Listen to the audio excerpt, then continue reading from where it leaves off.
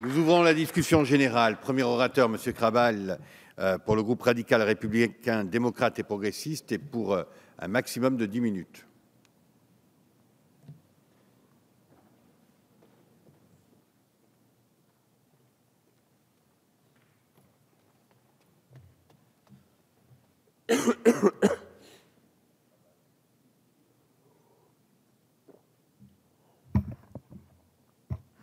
Monsieur le Président, Madame la Ministre, Madame la Présidente de la Commission des Affaires économiques, Monsieur le rapporteur, Mesdames, Messieurs les députés, chers collègues, la proposition de loi relative à la lutte contre le gaspillage alimentaire qui nous rassemble aujourd'hui est le fruit d'un travail de fond effectué par plusieurs parlementaires provenant de toutes les familles politiques.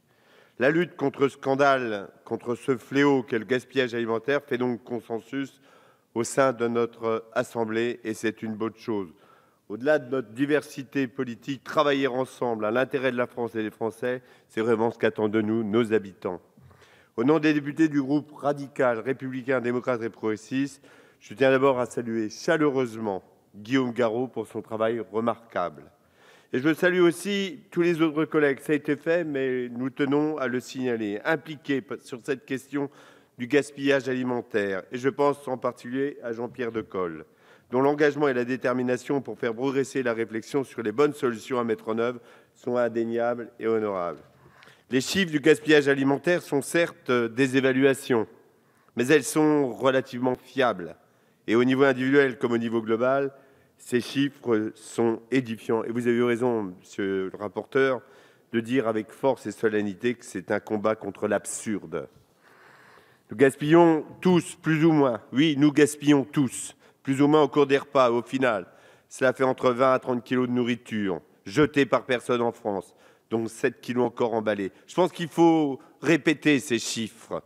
Au-delà, c'est 140 kilos par habitant pour l'ensemble de la chaîne alimentaire, c'est-à-dire en France, 7 à 9 millions de tonnes par an. C'est plus de 40 kilos par seconde de nourriture comestible, gaspillée, jetée, lapidée.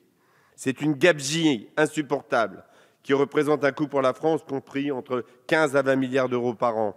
Cette destruction massive de richesses est d'autant plus choquante que l'alimentation n'est pas un bien équivalent à d'autres, même si tous les gaspillages doivent être combattus. Se nourrir, c'est un acte symbolique. Il engage un rapport de confiance et il exige une éthique, car s'alimenter à sa faim devrait être un droit humain fondamental. La situation actuelle est symboliquement épouvantable, moralement intolérable et économiquement insoutenable. Nous accueillons avec beaucoup de bienveillance et d'enthousiasme toutes les initiatives sympathiques et éparses. Je pense par exemple aux initiatives prises par des associations ou même par des gérants de supermarchés qui ne supportaient plus de jeter tous les jours des quantités déraisonnables de nourriture parfaitement consommable. Les députés du groupe des RDP partagent le mot de l'ordre du jour. Les bonnes volontés ne suffisent plus. Il y a urgence car ce gaspillage coûte cher. Il coûte cher d'un point de vue social, bien sûr d'un point de vue des finances des particuliers et des finances publiques, mais cher aussi d'un point de vue écologique. Pour produire toute cette nourriture, de quantités importantes d'eau, d'énergie, de transport sont-elles aussi gaspillées, sans parler du traitement des déchets. Vous l'avez rappelé tout à l'heure, à plusieurs reprises, le gaspillage alimentaire est responsable du rejet de 3,3 gigatonnes de gaz à effet de serre par an. C'est le troisième plus grand pollueur du monde. Monsieur le rapporteur, oui, cette initiative est importante et je pense que nous avons pu le constater. Ça a été redit. Nous étions ensemble ce matin sur le pavillon France lors de la COP21, accueillis par Madame le ministre sur la houlette de notre président de la Commission. Et on a vu qu'au niveau de l'agenda des solutions, eh bien, il figurait largement tout un plan d'action autour de la lutte contre le gaspillage alimentaire.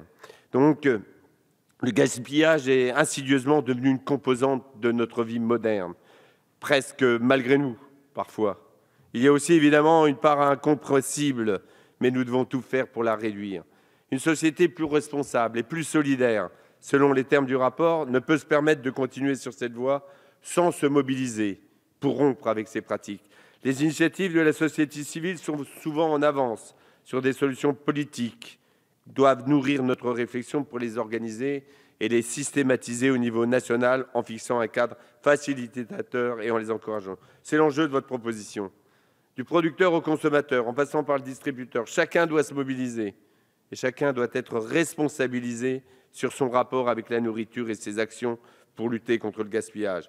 Devant ce constat un peu accablant et pour accompagner les énergies qui se déploient, la proposition donne une bonne réponse aux questions qui nous sont posées. Quelle peut être la meilleure façon d'agir pour le législateur pour accélérer la lutte à grande échelle? Les articles de cette proposition de loi avaient déjà été votés au cours de la loi sur la transition énergétique, mais comme ça a été dit tout à l'heure, le Conseil constitutionnel les a censurés pour des raisons formelles de procédure. Les trois grands sujets restants dans la proposition de loi sont la responsabilisation, l'éducation et la rénovation d'un modèle de consommation durable. Les députés du groupe 2RDP soutiennent l'ensemble des articles de la proposition de loi. Je ne vais pas revenir sur l'article 1er. Ensuite, la mesure la plus médiatique et la plus connue de l'opinion publique, l'interdiction de rendre délibérément impropres à la consommation les invendus alimentaires. C'est peut-être en partie symbolique, mais c'est ce symbole même qui choquait et imprimait la rétine de tous ceux qui ont vu ces scènes répugnantes de cynisme en termes de morale élémentaire, ces scènes de destruction délibérée de nourriture parfaitement consommable.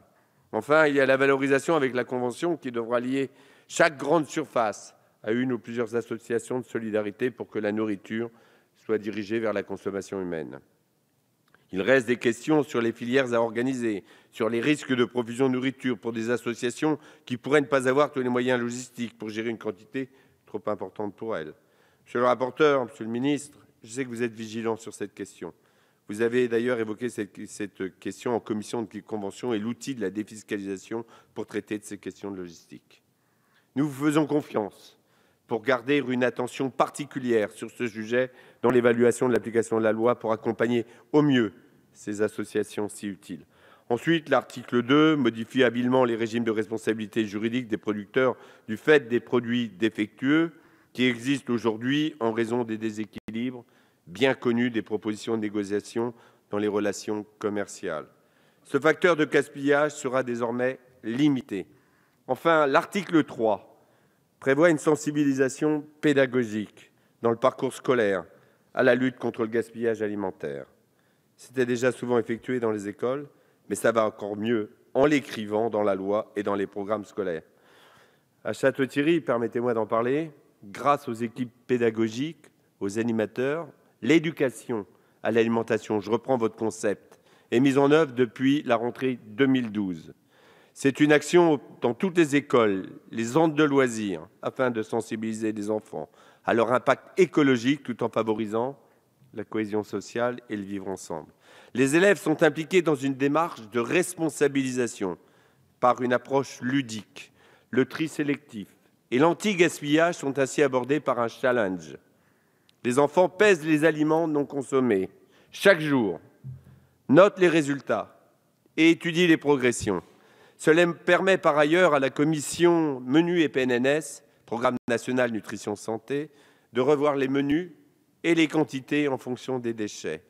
Tous les élèves s'engagent également à respecter la charte du temps du midi, s'exprimer dans le calme, respecter les autres enfants et le personnel, apprendre l'hygiène et s'initier à l'apprentissage du goût. Car la lutte contre le gaspillage alimentaire passe par le respect de ce que nous mangeons. Et vous l'avez rappelé tout à l'heure, monsieur le rapporteur. Cela s'inscrit dans cette éducation à la citoyenneté et à la responsabilisation individuelle.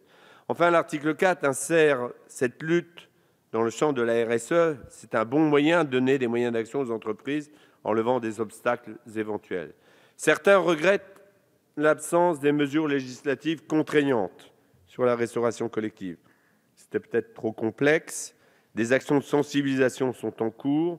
Si elles ne suffisent pas pour faire évoluer la mauvaise habitude, pour toujours y revenir.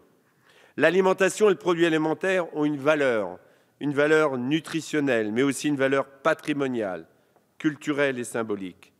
Elle semble par voie a été perdue. Nous formons le vœu que nos travaux et cette proposition de loi participent au mouvement de prise de conscience pour mettre fin aux pratiques irrespectueuses et pour consolider nos liens à la nature et aux valeurs de notre pacte républicain, car, bien évidemment, je ne peux pas y échapper, comme l'écrivait Jean de La Fontaine, né à Château-Thierry, dans sa fable Le renard et le bouc, en toute chose, il faut considérer la fin. Et la finalité, c'est bien de lutter contre le gaspillage alimentaire, sans lequel le monde entier, lui, mangerait à sa faim. FAIM. Oui, il faut éradiquer le gaspillage alimentaire pour permettre à tout le monde d'accéder à la nourriture. Donc c'est pourquoi le groupe 2RDP votera avec enthousiasme cette proposition de loi. Merci, monsieur le député Krabal. La parole est à monsieur Patrice Carvalho.